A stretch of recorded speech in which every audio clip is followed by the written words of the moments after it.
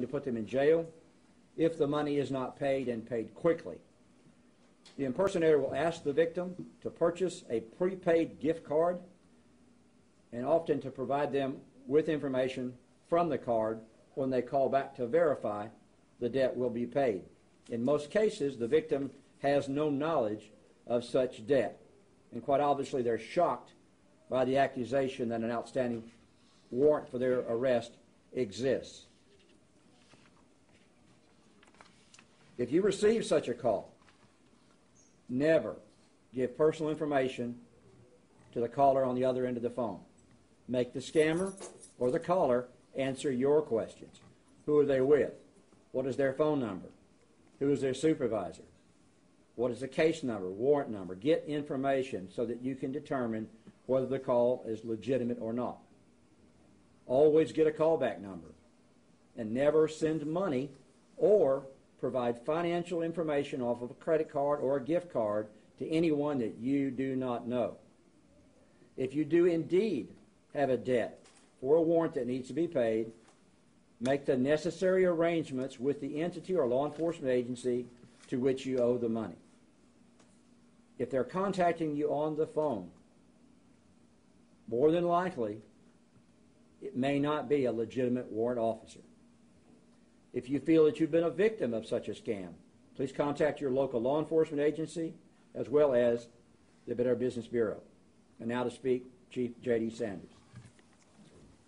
Thank you, Sheriff. Memorial Villages has had residents that were victims of crimes that the sheriff pointed out in recent days. Our detectives actually worked a case where we had a victim who was a resident of Memorial Villages who fell for the scam or was contacted because of the scam, and our detectives were able to track the information back through Sugar Land to a dummy telephone number over there, and then on from there to Georgia. So the scammers that are working this are not just targeting Houston, they're targeting every community probably in the United States that they can get this information on. But it's really harmful to law enforcement efforts, I think, when they begin to use law enforcement names or agencies as a part of their ruse. So as the sheriff said, our main goal here today is to remind people that when they are contacted, whether by telephone, by email, by text, no matter, if they're contacted by somebody asking for personal information, assume it's a fraud.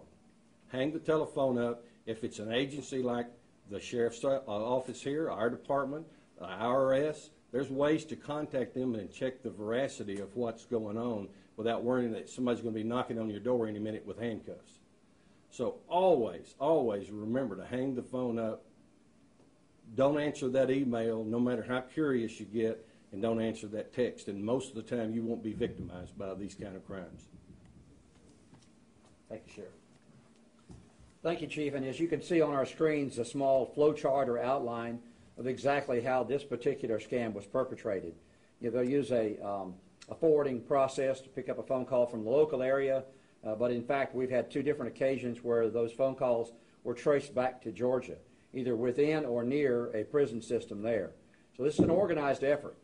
They'll pick up the name of a law enforcement official either out of the newspaper or off the internet, use that name, so if you call the agency to verify that there's actually someone by that name, it may come back to be true.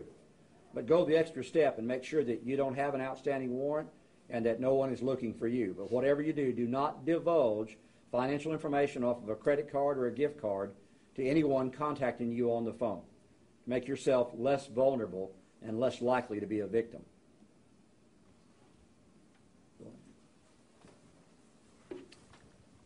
I'm Investigator Joshua Novitz from the Harris County Sheriff's Office Financial Crimes Unit. These type of impersonation scams take a wide variety of forms. They've been ongoing for many years. Whether it's impersonating the IRS, the Sheriff's Office, the Police Department, the U.S. Marshals, if anybody contacts you over the phone stating they're on their way to get you unless you purchase a prepaid gift card, it is a scam.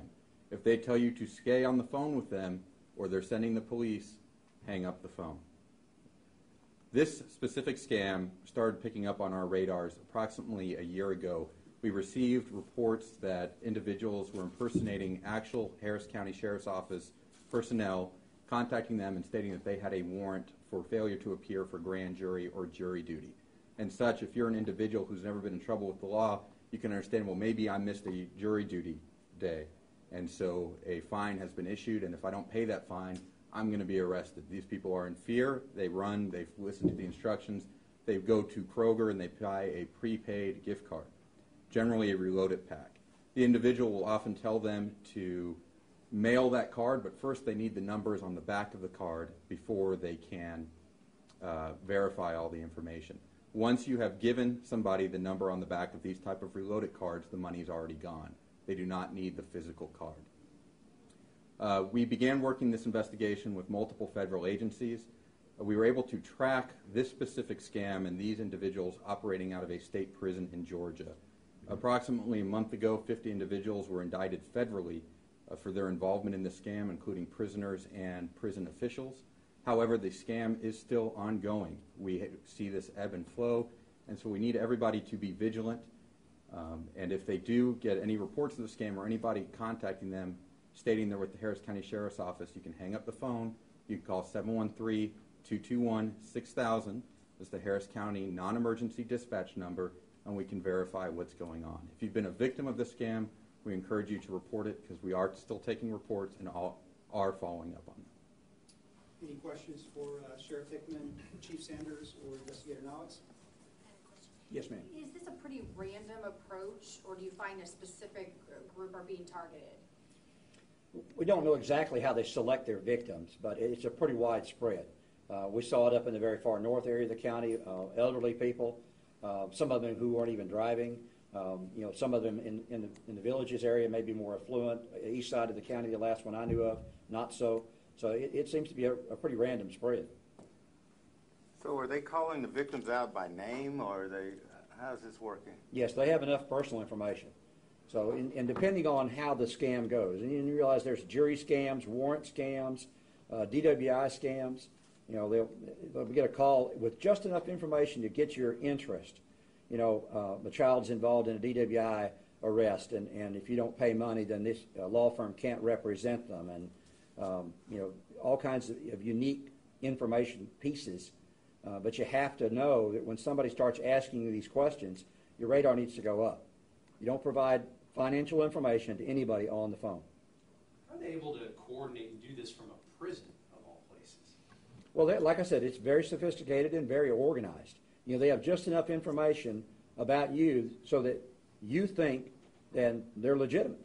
They use official sounding names. Well, I'm Lieutenant William with the Harris County Sheriff's Office, and you have a warrant. If we don't resolve this, you're going to go to jail. And you have the initial shock of being the recipient of that kind of phone call, plus the fairly intimidating fact that you may wind up going to jail if you don't assist them in resolving it. So it is a very intimidating situation to be in. Is the dollar amount that they're asking from these individuals also kind of unique to where they know this person may only be able to afford this, or is it just kind of Yeah, I've seen it from 800, and then theirs was 2,000. So it may be targeted to how affluent they are, or what their capability is, or it may be totally random. Most of us would know for our demographic that Memorial Villages probably could afford more than a small amount for a fine. The folks that I knew in North Harris County, they were after between 500 and 800. So it varies. They'll keep them at less than 1,000 for those gift card purposes.